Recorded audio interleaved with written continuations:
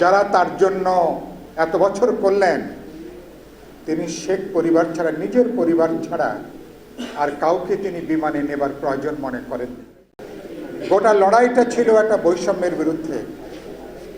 আপনারা এখানে সাক্ষী দিয়েছেন যে 1 বছরে বৈষম্যটা আরো বৃদ্ধি পেয়েছে, দারিদ্র্য আরো বৃদ্ধি পেয়েছে, না খাওয়া মানুষের সংখ্যা বৃদ্ধি পেয়েছে, বেকারের সংখ্যা বৃদ্ধি পেয়েছে, আমাদের কর্মহীন মানুষের সংখ্যাটা বাড়ছে।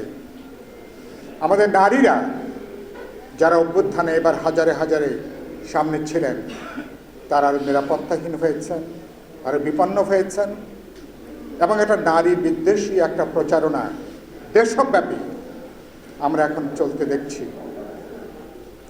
কিন্তু অথচ এবারকার যে অভ্যুত্থান, এই 21 শতাব্দীতে আমার বিবেচনায় পৃথিবীর মধ্যে এত বড় জাগরণ, এত বড় গণ অভ্যুত্থান এর কোনো দ্বিতীয় নজির নাই। বিশাল একটা জাগরণ, বিশাল একটা গণ অভ্যুত্থান। সেই অভ্যুত্থানের মধ্য দিয়ে যাকে অনেকে মনে করেছিলেন স্বৈরাচারকে কোনোভাবেই বিদায় দেওয়া সম্ভব না, কিন্তু মানুষ এমনভাবে জেগে উঠেছে, ঘর থেকে মায়েরা নেমে এসছেন, গৃহবধূরা নেমে এসছেন, বোনেরা নেমে এসছেন, বৃদ্ধ পিতামাতা তারা রাস্তায় নেমে এসছেন।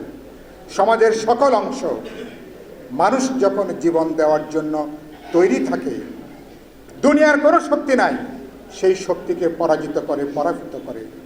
বাংলাদেশের বীর মানুষ সেটা প্রমাণ করেছে।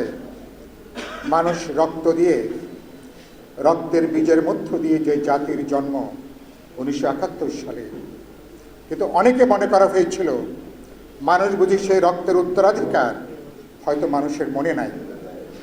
কিন্তু হাসিনার 16 বছরের জুলুম, এই জালেম শাহীর বিরুদ্ধে আমরা 16 বছর ধরে লড়াই, আমরা যে বারুদটা সারা বাংলাদেশে ছড়িয়ে দিয়েছিলাম, এটা গণজাগরণের জন্যে, এটা গণ অভ্যুত্থানের জন্যে।